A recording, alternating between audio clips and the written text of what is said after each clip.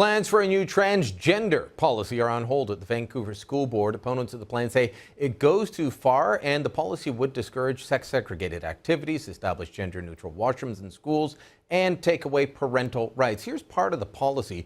It says schools will reduce or eliminate the practice of segregating students by sex in situations where students are segregated by sex, such as for health education classes. Trans students will have the option to be included in the group that corresponds to their gender identity. Cheryl Chain is the chairwoman of the Parent Advisory Council for Lord Byng Secondary School. One of the parents that's upset about a loss of parental rights. She joins us from Vancouver. Ms. Chain, thanks for coming in. What part of the policy takes away parental rights? Because this is a concern that I've heard in education legislation or policy in Ontario, in Alberta, in Manitoba. Across the country, parents are concerned that they're losing control over the child's education. Thank you for inviting me today, Brian. I agree that is the primary concern, is the loss of parents' rights to parent their children. And in particular, this policy, while I understand the need to protect transgendered students from any concerns around safety and to be tolerant of these people, I absolutely promote tolerance and anti-bullying of any kind. I want to be clear that this is not about that. And the Vancouver School Board has a 2004 policy which addresses those issues. It's a good policy. It's working very well in the school district. And we feel that the new policy has gone too far, and it requires further discussion with parents and with healthcare providers. And the reason, some of the reasons, I would say, because there are a number of them in this policy, some of the reasons are that if a child self-identifies as transgendered, then under this policy, the school will automatically, or the teachers will become advocates for that child. They will be prohibited from sending that child to any programs or services that might attempt to change their gender identity. And if the child requests it, all of this will be kept confidential from their parents.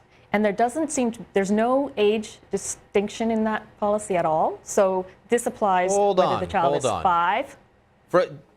So they say at 6, I think I'm a girl and they're a boy, then the school will treat them like a girl and not tell the parents. Immediately, that's right. Immediately the teachers are told to advocate for that child. And if the child says, don't tell my parents, then the school is not to tell the parents.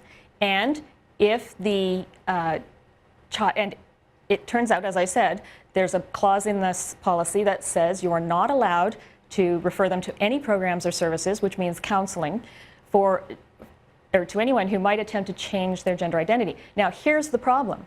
The research that I've done on this in a very short span of time, because actually I only found out about this issue 1 month ago, 1 month and 3 days. 1 month ago today was the first meeting I attended to hear the presentation and hear what was going on, and I was shocked and appalled, by the way. So the little research I've had time to do in this period says that all the data shows 80% of children, prepubescent children, who self-identify as transgendered turn out not to be. And in our view, this policy treats every child as if they're in the 20% who persist, rather than being in the 80% who actually are not transgendered. And so I think there needs to be some discussion with healthcare professionals about the 80%. I have very little doubt that this policy would work for the 20%. However, I'm still concerned about the lack of any medical consultation requirement or psychological consultation requirement or parental requirement to be involved. I think this policy needs a lot of work, and I think until that's done, we have a great policy in the 2004 policy. Even before you get to the 20, even with the 20%, the parents need to have a say. The parents are the child's first educator. They're the child's first caregiver. They are the ones responsible for the child at every point of their life until they turn 18. Who does the school think they are? I've heard educators use the term co-parent before, but this is going beyond co-parent, and this is replacing the parent.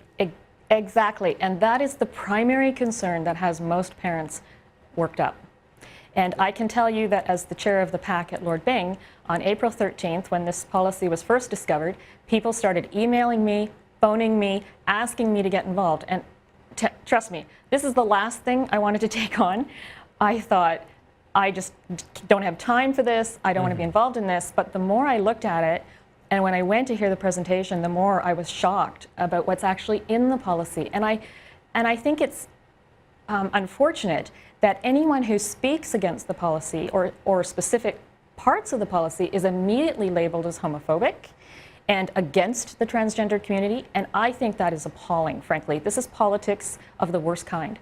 I'm representing parents who actually love their children, want to be involved in parenting them, and what we're being told is, no, the school knows better. You're all dangerous, especially if you have religious views or if you believe that gender is associated with genitals, then you are wrong. In fact, that's what one lawyer said in the meeting the other night, that anyone who believes that gender is associated with genitals is wrong. And that was pretty devastating for a lot of parents to hear that, because I think at the bottom line here, we are dealing with worldviews, competing worldviews. So on the one hand, you have, let's say on the right, you have people who have an understanding of what is female, what is male, what is the purpose of marriage, what is the purpose of sex. And on the other side, you have a worldview that says, what is male, what is female, what is sex for, what is marriage for? And they're very different views. In fact, they're diametrically opposed. And yet one is called a religion and the other is not. But you cannot, the left can't convince the right that they're correct, and the right can't convince the left that they're correct. So you have parents who are saying, well, I'm teaching my children one set of values at home and told you're not allowed to teach religion in school, but they're going to go to school and be told the opposite. Well, and you can't usurp the parent. And this is a discussion we need to have. You can't, bottom line is you can't usurp the parent. Well, Chang, exactly, and that's what this policy does. Thanks so much for coming in today. Thanks for bringing this to our attention, and best of luck in your fight. Keep us up to date. Thank you.